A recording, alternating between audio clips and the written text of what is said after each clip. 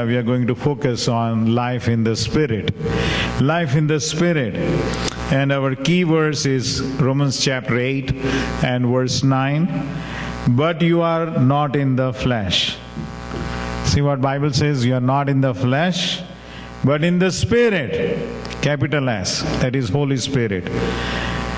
If indeed the Spirit of God is Holy Spirit, dwells in you. And so life in the Spirit. What do we mean by the term in the Spirit? You say, in the Holy Spirit, or in the term in the Spirit. We will be also like to see what are the benefits and the blessings of life in the Spirit. I don't think we'll be able to cover that topic today, but maybe next Sunday, the benefits and the blessings of the life in the Spirit. But the only thing we want to understand this morning is, what do we mean by the term in the Spirit? What does the Bible mean about that, in the Spirit? You see, life in the Spirit is defined, you see, in the Spirit, by the New Testament or by the Spirit, and it is used like 29 times in the New Testament in the Word of God. And the Spirit with capital S is the Spirit of God or the Holy Spirit. And so to be in the Spirit means to be in relationship with the Holy Spirit. To be in the Spirit means to be in fellowship with the Spirit of God. We have to live our life in the Spirit, in relationship with the Spirit of God, in fellowship with the Spirit of God. And so again, Romans 8:9, but you are not in the flesh, but in the Spirit, if indeed the Spirit of God dwells in you. And so Bible is talking about being indwelt by the Holy Spirit, you see. The Holy Spirit comes to live within us. When we give our life to Jesus, we are forgiven of our sins, cleansed by the blood of Jesus, and we are indwelt by the Holy Spirit when you are born again, you see. Jesus said in John chapter 3 verse 5, you see, John 3:5, while speaking to Nicodemus, you see, the one of the great Sanhedrin leader who had come to see him. And Jesus answered, truly, truly I say unto you. Nicodemus was asking, and he was not asking, but he was in fact adoring, admiring that no one can do these miracles if he is not from God. So he was saying, Jesus, you have come from God.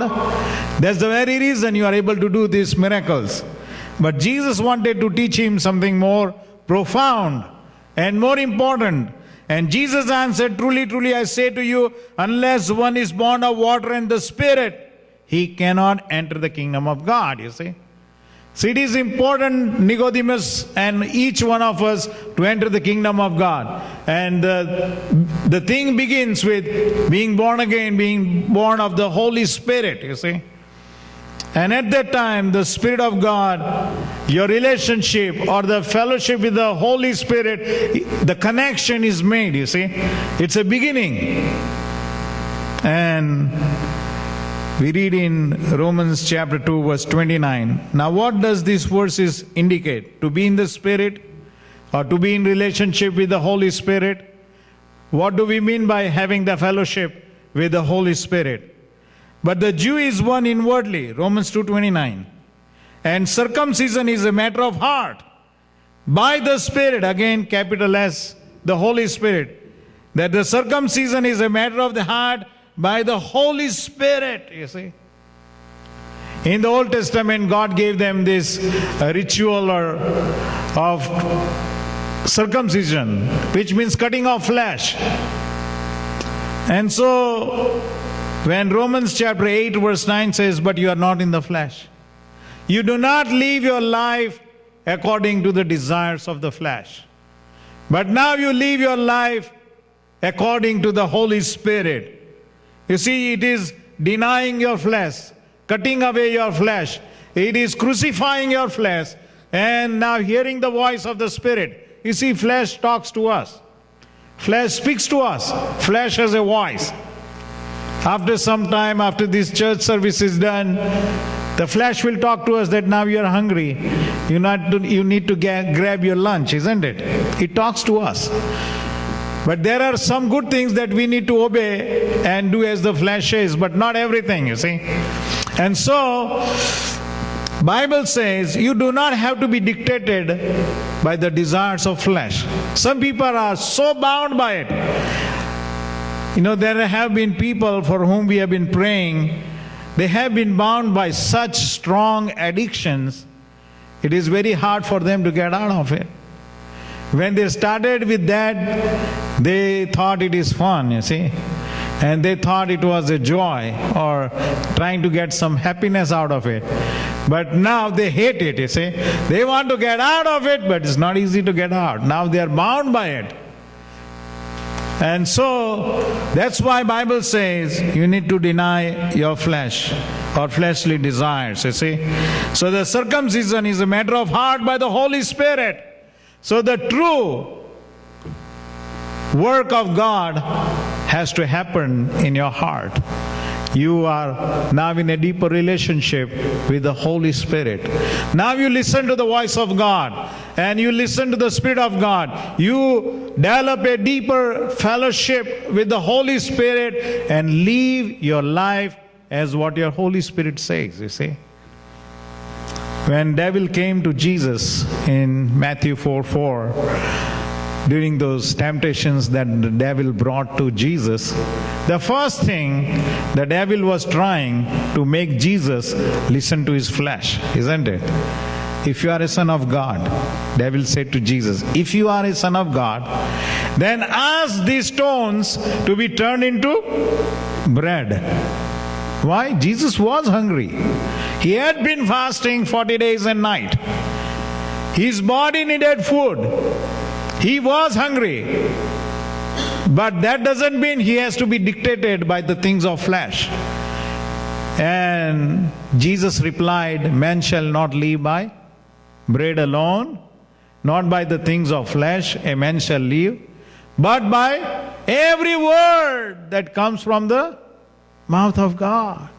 And that's why you got to live by the voice of the Holy Spirit, the way the Holy Spirit influences you, leads you and guides you. That is how you got to live. And when you live like that, it is in the Spirit. It is your life in the Spirit. You are living your life in the Holy Spirit. You are living your life led by the Holy Spirit, guided by the Holy Spirit. And so, to be in the Spirit, the real meaning is now to be under the influence of the Holy Spirit, to be under the guidance and the leading of the Holy Spirit. And we read in Revelation chapter 1 verse 10, gives us an example of Apostle John, you see. Revelation chapter 1 verse 10. I was in the Spirit on the Lord's day. See what John says. John says, I was in the Spirit, capital S, the Holy Spirit. When it is a small s, when it means human spirit. We all have a human spirit within us that is addressed with a small s. When capital S is used, it means Holy Spirit in the Bible. And so, I was in the Holy Spirit on the Lord's day. What is the Lord's day? Lord's day is the day of worship. Today is the Lord's day, okay? Sunday, when we come to the house of God to worship, God set apart one day of the week, which is the Lord's day. And on the Lord's day, we have to have fellowship with the Lord. We need to go into the house of God and we need to worship Him. And so it was the Lord's day, and John had set apart time to worship and praise God and to be in fellowship with God. I was in the Holy Spirit on the Lord's day, and I heard behind me a loud voice like a trumpet. That loud voice like a trumpet was the voice of Jesus, actually. The voice of Jesus speaking to him. When you are in the Spirit, then only you can hear the voice of Jesus or voice of the Spirit of God. And so John was talking about being under the influence of the Holy Spirit, you see. He was under the influence of the Holy Spirit when he says he was in the Spirit on the Lord's day. You are under the influence of the Holy Spirit. You know, one day I had gone to a church service, and then I saw a girl. I mean, she can hardly even lift her head up. She was sitting next to her mother.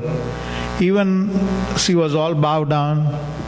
Her limbs were like limping, her hands and feet and things like that. And the Holy Spirit began to influence me, see. Go and pray for her, because I'm going to heal her. So many times when I see people like this and suffering, my heart is grieved, you see. And the compassion of the Holy Spirit, the compassion of God begins to rise within me. And when that happens, the Holy Spirit is asking me to pray for such person, you see. And when I pray, the rest is done by God, you see. It is God who is able to reach out with His healing and miraculous power. And so go and pray for her, I'm going to heal her. The Holy Spirit strongly urging me, influencing me, go, pray. Then the rest I'm going to do. The rest I'm going to do, you see. We read here in Acts chapter 18, verse 5. Acts chapter 18, verse 5. When Silas and Timothy arrived from Macedonia, Paul was compelled by the Spirit, by the Holy Spirit, and testified to the Jews that Jesus is the Christ. When Silas and Timothy arrived from Macedonia, Paul was compelled by the Holy Spirit. To feel that compelling influence of the Holy Spirit was felt by Paul. Why? Because Paul lived his life in the Spirit, you see. He was in a deep relationship and fellowship with the Holy Spirit, deeper friendship with the Holy Spirit. So the Holy Spirit was able to compel Paul to do certain things, you see. And so Paul was compelled by the Holy Spirit, and he was able to witness about Jesus Christ to the people over there. And so when the Holy Spirit influences you, He'll be able to influence you only when you are in a deeper relationship and fellowship with the Spirit of God. When you live your life in a friendship with God, then He can do that.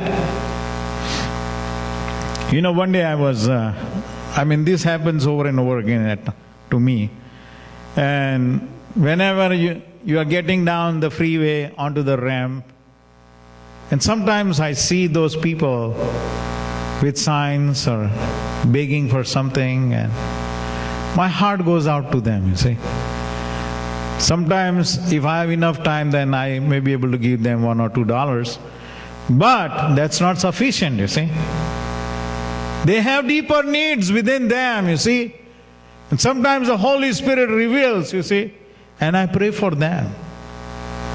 I pray, Lord, help them, Lord. And I pray that God will meet their larger amount of needs. And so, you see, Paul was compelled by the Holy Spirit, you see. It is only when the Holy Spirit is within you this can happen. This all the time happened to Jesus, you see. Jesus was born of the Holy Spirit, that's what Bible says, and He was filled of the Holy Spirit. At the time of His baptism, He was filled with the Holy Spirit, and then He was led by the Spirit. And as He was led by the Spirit, when He comes across a blind man, He used to bow down completely from His waist with compassion. Every time Jesus did a miracle, the Bible comments in the New Testament, in the Gospel, that Jesus had compassion on him. And His compassion is a deep-seated compassion that rises from the depth of His bowels, from the depth of His stomach. The Greek word used is plagaknesthesis, which means the compassion of God rising from his intestines or bowels from within him. He would be filled with compassion. Cannot stand straight. And he will go to the blind man and lay his hands on his eyes and say, I'm the light of the world. Experience the light of God, and he will be healed and he can see. And so when you are filled with the Holy Spirit and living your life under the influence of the Holy Spirit, then you will start experiencing these things. You see, these are deeper spiritual things of your walk with God. To many, this sounds very new, you see, because you are not gone so deep into the relationship and fellowship with God. We read in Acts chapter 20 verse 22. Acts 20 verse 22. And now behold, I am going to Jerusalem, constrained by the Spirit. See what Paul is saying. I am going to Jerusalem, being compelled or being constrained, being forcibly sent by the Spirit of God. God's Holy Spirit is forcing me to go, you see, not knowing what will happen to me there. He was compelled and strongly influenced by the Holy Spirit to go to Jerusalem. He knew what was awaiting him in Jerusalem. If he goes to Jerusalem, those Sanhedrin leaders are going to attack him. And he'll be put into chains and arrested. But God wanted that thing to happen in his life. And the Spirit of God was compelling him, constraining him that he go to Jerusalem and be put into chains and be arrested by the Roman soldiers finally and taken into the Roman prison, you see. If he had not gone to the Roman prison, we would not have more than 50% of the New Testament in our hands. You know that. Because while in prison, Paul wrote these epistles. He wrote these New Testament books which we have today as God's Word in our hands. And so God has a purpose, you see. Many times we do not understand, you see. He was being compelled to go there and to do it, you see. And so need to live your life in the Holy Spirit. Then only you will realize what are the benefits, you see, of that. Again in Revelation chapter 4, verses 1 and 2. Revelation chapter 4, verse 1 and 2. After this I looked, and behold, a door standing open in heaven. Now John, Apostle John, lived so deeply in the fellowship with the Spirit of God that his spiritual eyes are open now. You see, our spirit has eyes. It has ears that can hear the voice of God. Our spirit has eyes that can see God, you see, can see the visions of God. And so he lived so deeply in relationship and under the influence of the Holy Spirit that now he was able to see heaven, you see. Otherwise, with your natural eyes, you cannot see God. You can never see heaven. You can never see angels.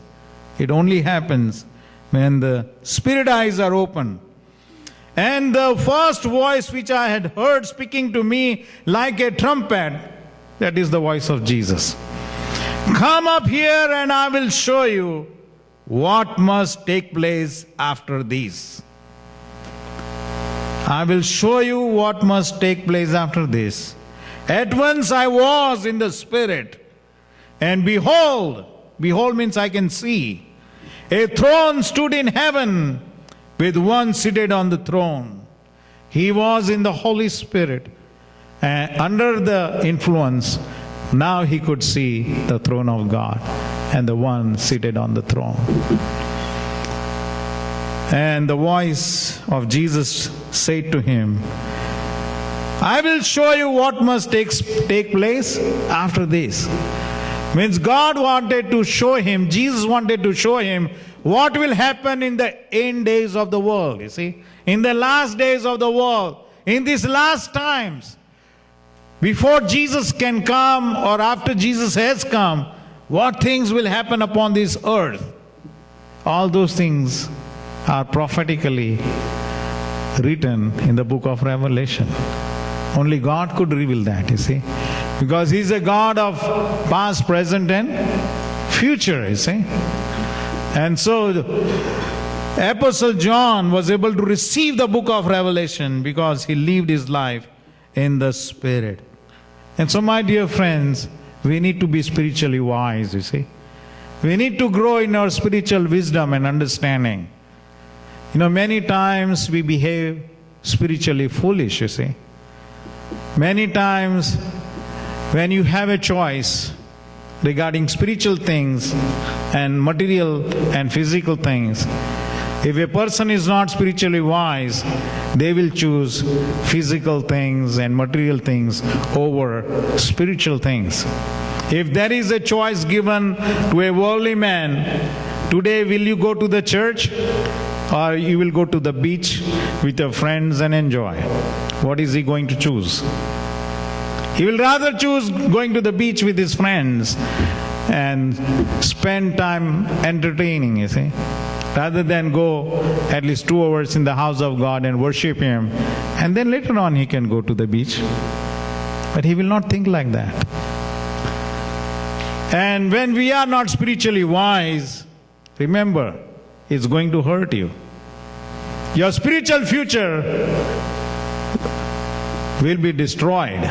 It will hurt you in your spiritual future. And you know, that happened to so many people in the Bible, you see. One of the example is Esau. You know, Abraham had a son called Isaac. And then Isaac had 2 sons, Esau and Jacob. Bible says, God says, I'm the God of Abraham, Isaac and Jacob. Why did it happen Jacob, you see? Why not I'm the God of Abraham, Isaac and Esau? What blunder did Esau did? Esau was the firstborn. He sold away his birthright, you see, for one single tasty and delicious meal.